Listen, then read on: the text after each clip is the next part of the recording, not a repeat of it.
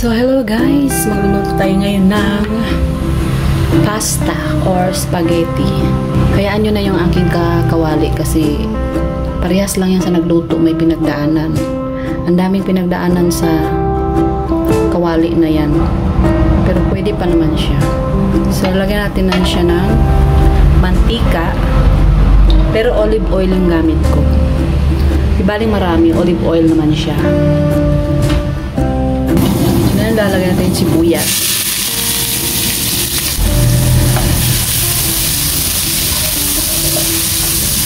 Maganda rin kasi sa lutuan kahit parang malapit na siya sumusuko. Kasi malalim siya kung nagagawa ng soup. O yung may mga sabaw-sabaw.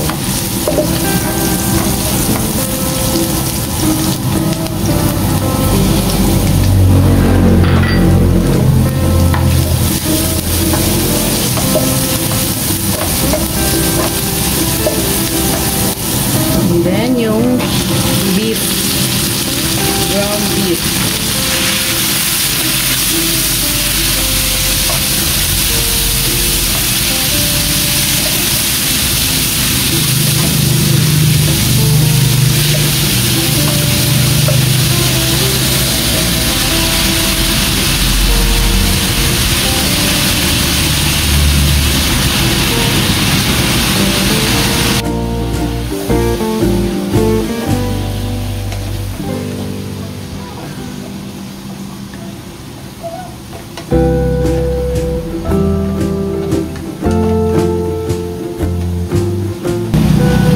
Maglagay lang ako dito ng kaunting tomato paste.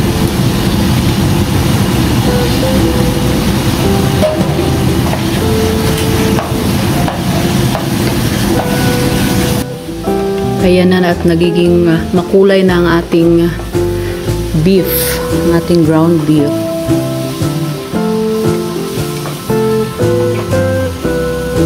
Sunod naman natin ang ating hotdog. So, ganyan lang po ako magluluto ng ating pasta sauce.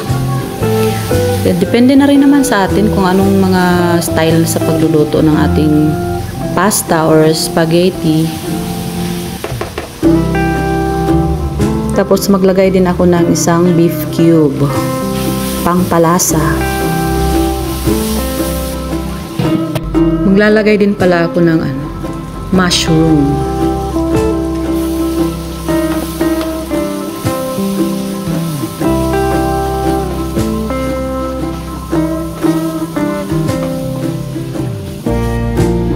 Tapos magdadagdag tayo ulit ng paminta. Mas masarap kasi pag maraming paminta.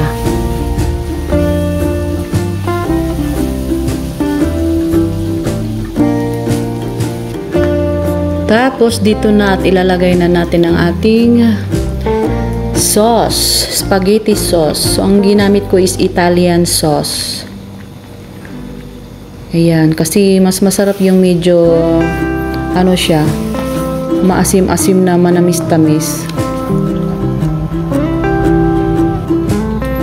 Dahil medyo malapot siya, so nilagyan ko siya ng kaunting tubig.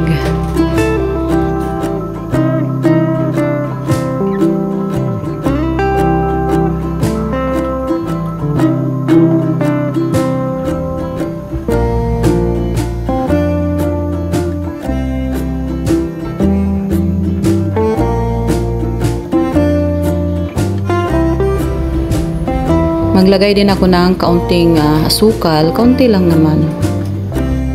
Ayan, at ganyan lang yung aking sauce. Ganyan lang siya ganyan lang siya kalapot. Ayan.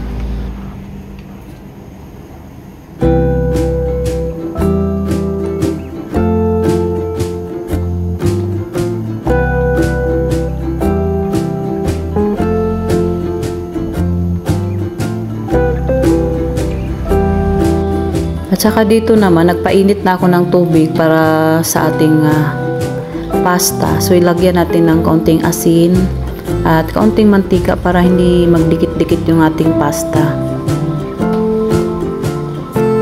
Bali, ang ginagawa ko ngayong pasta is 1 kilo po siya dahil marami-rami din kami ditong nakain.